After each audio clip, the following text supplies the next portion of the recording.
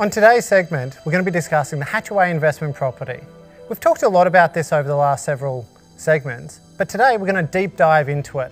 So the definition of a Hatchaway investment property is a property we buy for the sole purpose of making capital growth while that property still covers its expenses, including its loan repayments.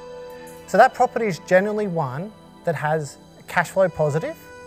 Generally, we're going to be putting it under a trust, like we talked about in other episodes.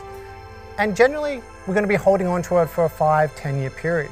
The longer we hold on to a property, drastically increases the chances of having a capital gain. So we want to be able to hold on to a property for 5, 10, 20 years. And this is where the strategy comes into it.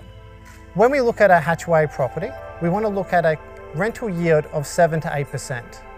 We want to be buying in a suburb that has good capital growth over the long term.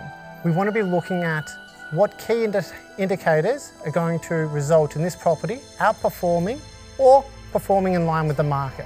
Because what we can learn from history is the longer we hold on to a property, the more capital growth we're going to have. We'll take you back to 1970s. In 1970s, the average house price in Melbourne was $12,800. Interest rates were around 5%. And over the next 20 years, we had a massive inflationary period. That resulted in house prices going all the way up to $184,000 in Melbourne by 1990. And remember, interest rates were peaking around that 18-19%. So think about that. That's a 13, 14 times your original investment if you're able to hold on to that property for 20 years. That is so powerful, which is why we want to make sure that we can hold on to a property for the lifetime of it. With that in mind, we don't want to be buying an investment property for 1, 2, 3 years. We don't want to buy a property that has negative cash flow because it may result in us selling it prematurely.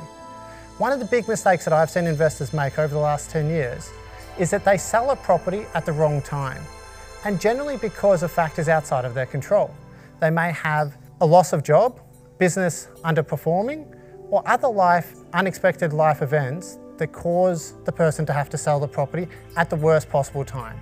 So the Hatchaway property is one that's going to have high cash yield, which means that you won't be forced to sell it when an unexpected event happens. I'm Gary Brown. Keep learning and take control of your financial future.